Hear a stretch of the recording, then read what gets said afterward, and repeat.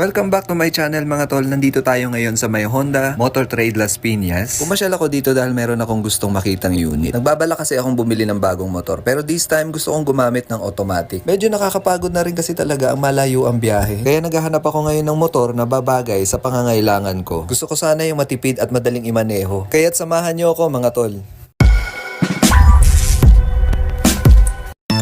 Ito nga ang natsyempohan natin, ang Honda Click version 3 50th anniversary. Akalain mo nga naman na meron na palang version 3 ang Honda Click. Talagang huli na talaga ako sa balita. Limited edition nga pala to mga tol. Na-amaze ako sa itsura nito dahil ang ganda ng color combination niya. Kung iisipin mo yung kulay niya parang pangkarerang sasakyan. Isa sa mga nagustuhan ko dito ay yung side pocket niya na meron na siyang takip. Hindi ka na mangangamba na mabasa yung gamit mo kapag umuulan. At meron na nga rin pala siyang USB charging port sa loob. Bukod sa ulan, hindi ka na rin mangangamba na malobat ang cellphone mo. Hindi nga pala to ABS type pero meron itong combi brake na talagang makakatulong para maging swabe ang ating pagpreno. Pagdating naman sa design, napakasimple lang niya at hindi siya mukhang jejemon. Para sa akin, sakto yung kulay niya para sa 50th anniversary. Wala nga pala tong kickstart pero meron tong voltmeter, so makikita natin kung kailangan na nating magkarga o magpalit ng baterya. Mas gusto ko pa rin yung may kickstart pero hindi naman siya deal breaker para sa akin. LED na nga pala ang mga ilaw nito kaya madali siyang makita kahit na umaga. Ang ganda nga rin pala ng mags nito at pinalapad na rin ang gulong. Meron nga pala tong 100 by 80 by 14 sa likuran at sa harapan naman ay 90 by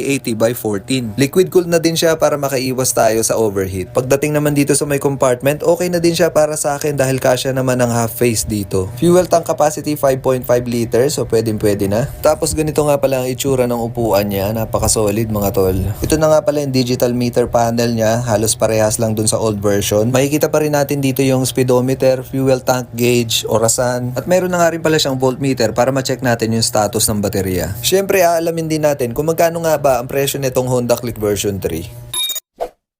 84,890. Installment natin sir, 5,500 yung down payment, 3,990 po yung installment, which is may rebate na po kasi siya. Pag ilang taon yan, sir? 3 years po. 3 years? Yes, 3 years. So 36 months po siya. Yung consumption niya naman po, 40 to 45 kilometers per liter. Depende yun dun sa riding habit or yung paano ka mag-maneho. Biga. Limited talaga siya hanggang sa this December lang. Until supply last lang po yung ano niya. Ilang piraso yan? 1,000 lang po. Then after that, wala na. Sa mga gustong magtanong kung paano maka-avail nito at saka kung magkano, kung gaano katagal mo itong babayaran. Yung available installment natin po is 12 months yung minimum and then maximum of 36 months. 12 months ang minimum niya. So meron tayong 12 months, 18 months, 24 months, 30 months, tapos yung 36 months po. Magkano siya pag 1 year? Ang down payment niya sir is 5,500.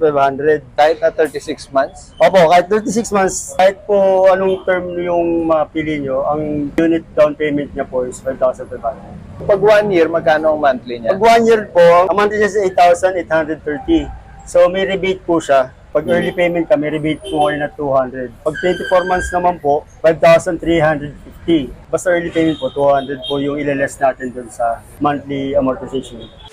So yun na nga mga tol, nagbigay lang tayo ng konting information regarding dito sa Honda Click version 3 at kung sakaling meron kayong mga katanungan, ilalagay ko lang po dyan sa may screen natin yung mga contact numbers at saka yung address po nitong branch na to. So nandito lang po yan sa may Las Piñas, sa may tapat ng South Mall. Salamat sa panonood mga tol at magkita-kita na lang tayo sa susunod na video and don't forget to like and subscribe at mag-iingat kayo palagi.